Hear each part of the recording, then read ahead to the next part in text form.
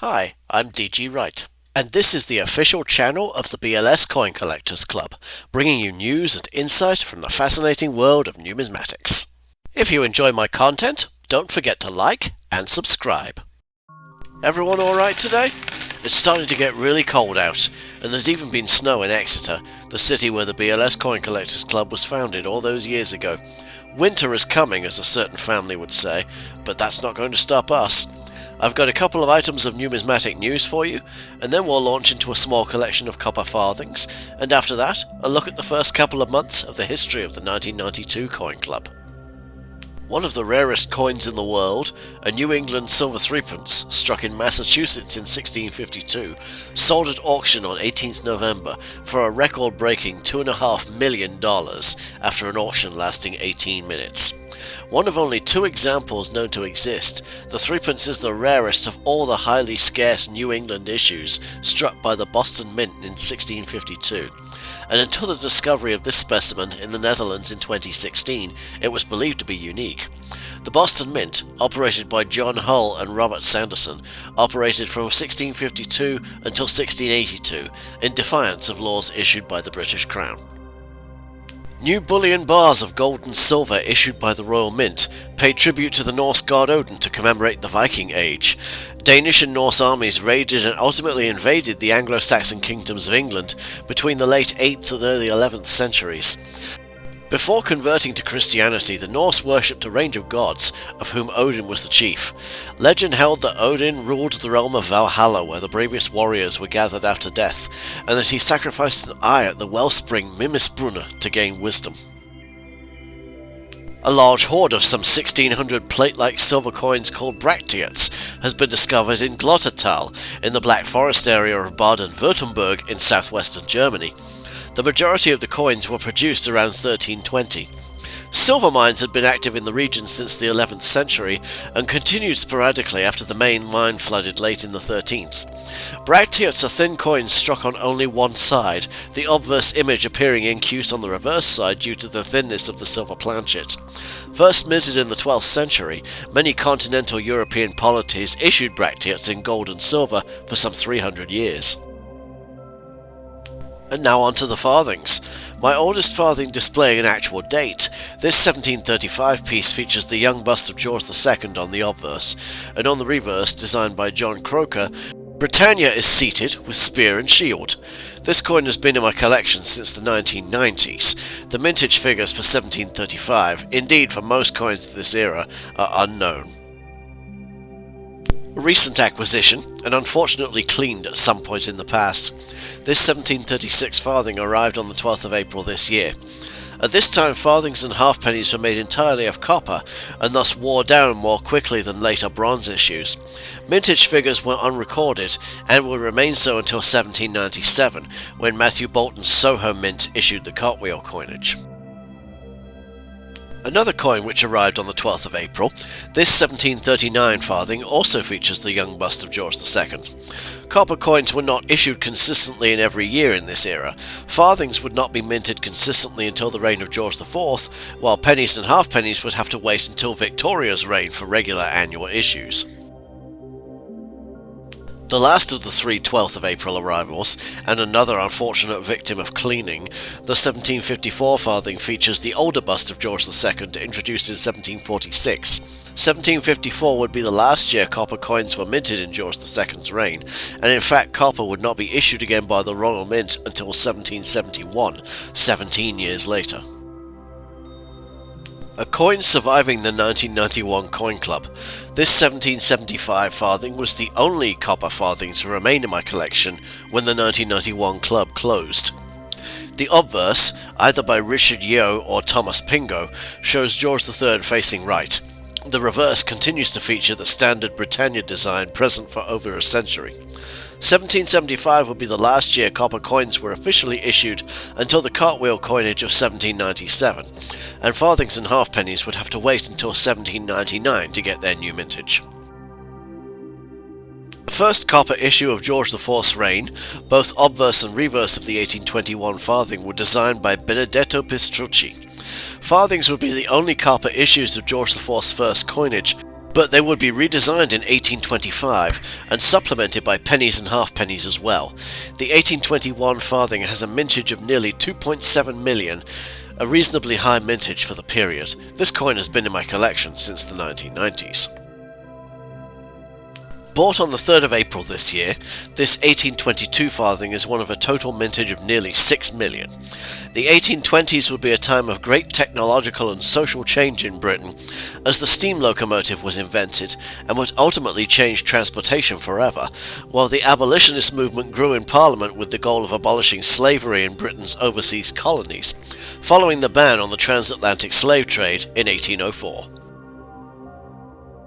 This 1831 farthing arrived on the 9th of April this year. Both sides of this coin were designed by William Wyon and features the King William IV facing right, while the depiction of Britannia on the reverse is the same design introduced for George IV's second coinage of 1825. Mintage for the 1831 farthing is recorded as identical to that of the 1821 coin. Whether the figure is accurate or not, I do not know. The penultimate issue of William IV's reign, the 1836 farthing has a mintage of nearly 1.3 million. William would be succeeded early in the next year by his niece Victoria. This means that all 1837 coins bearing his image were likely struck during Victoria's reign, although it wouldn't be until 1838 that coins were issued in Victoria's own name. This 1836 farthing has been in my collection since the 1990s. Also in my collection since the 1990s, this 1839 farthing is one of a total of over 4 million struck that year. The William Wyon reverse design will be retained for the first 22 years of Victoria's reign, and Wyon also designed the obverse, a young Victoria facing left with her hair bound in ribbons. The Victorian age marked the height of the British Empire, which would ultimately rule over a quarter of the world's population. Yet another coin in my collection since the 1990s, this 1841 farthing carries a somewhat lower mintage figure. By this point the copper coinage of the realm had maintained the same size, weight and composition for over 40 years, and would continue in this vein until 1860. This 1853 farthing, bought on the 3rd of April this year, is one of an even lower mintage, only a shade over 1 million. This was possibly due to rising copper prices, and as a result the declining face value of the coin compared to the cost of production.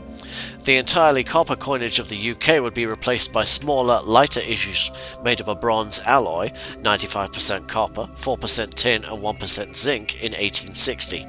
The penny and halfpenny would retain the same size, weight and composition until 1970, although the farthing would cease production in 1956 and would be demonetised on the 31st of December 1960. Its legacy would live on, however. The new decimal penny, issued from 1971 onwards, would use the same size, weight and bronze composition as the farthing, until the UK's bronze coinage was replaced by identical issues of copper-plated steel in 1992. 1992 was not only the year of a new metal for the decimal penny and 2p, it was also the year in which the decimal 10p and its pre-decimal counterpart, the still circulating florin, was superseded by a new smaller 10p. During the height of coin collectors scouring their change for florins, I refounded the BLS Coin Collectors Club on 23rd of September 1992. While I would give out a few starter coins to the members, it would only be a few, especially compared to the depredations of the previous year, and over time I would in fact grow my collection and continue to do so. Among the starter coins I gave out would be a few 1966 pennies, while at the same time I got the new club's members stirred up about collecting florins. The new coin club quickly got very busy. 8 people had joined by the end of its 3rd day in operation, and a lot of swaps and deals were already taking place among club members. Things were off to a very promising start, especially compared to the 1991 coin club. I was just as engaged in deals as the rest of the members and wasn't solely focused on giving away all my coins. I also spent a lot of time cataloguing and pricing members' collections, and I added a thin layer of bureaucracy to the club, in the form of marks which I would give to members for their positive and negative actions. Business was booming. By the time the Coin Club had been in operation for a week, it still had 7 members, while another 5 people had requested to join. Everywhere you looked, Coin Club members were swapping, buying and selling coins, and I benefited no less than anybody else. This 1921 sixpence comes from a swap I did with another member on the 30th of September. While I would lose a few coins in October, probably from dropping them outside and not realising it, some of them would later be recovered. One of the Coin Club's most active members would also recover the 1921 florin I've shown off here before, after somebody else tried to steal it from me. However, the main problem soon to come would not be from factors such as theft, but from internal Coin Club politics, as well as a major upcoming school rule change. During October, I promoted one of the Coin Club's most active members to the position of Vice President, the same active member who'd recovered the 1921 florin earlier. While I did it for honourable motives, it caused problems between him and the previous Vice President, who was my best friend at the time. The two members had never gotten along well, and this reshuffle only made things worse. While I spent my time collecting more florins, the two members finally ended up in a heated argument, after which my best friend resigned from the Coin Club. To make matters worse, only a few days later, the school staff imposed a total ban on all forms of swaps and deals between students. This was in fact completely unrelated to Coin Club business, but was a response to various trades between students of other items like collectible cards and games and so forth, which had resulted in unsatisfied parties and caused arguments. Since the Coin Club's pretty much entire business model, as it were, rested on members swapping and trading coins, I had to go to the head teacher and request an exception for the Coin Club. In the meantime, I suspended all club business, pending a decision. As October wore on, the Coin Club also ran up against a flaw in its little marks system. What happened when members accumulated too many negative marks? This reared its head on the 22nd of the month when one member accumulated 19 negative marks, one short of what the rule said was the maximum allowed. 20 negative marks and they'd be kicked out of the club. I either had to enforce my rules and lose members, or retain people but undermine the whole point of the system. I caved and wiped his marks, but the system never really worked as intended from then on out. Fortunately, the 23rd of October brought welcome news. The school swapping ban would have an exception included for Coin Club members to engage in deals involving coins. We furnished the staff with a copy of the membership list, which would be regularly updated, and the club's rules. Grateful for the decision, we got back into the swing of things. As we entered November, things continued to tick happily over.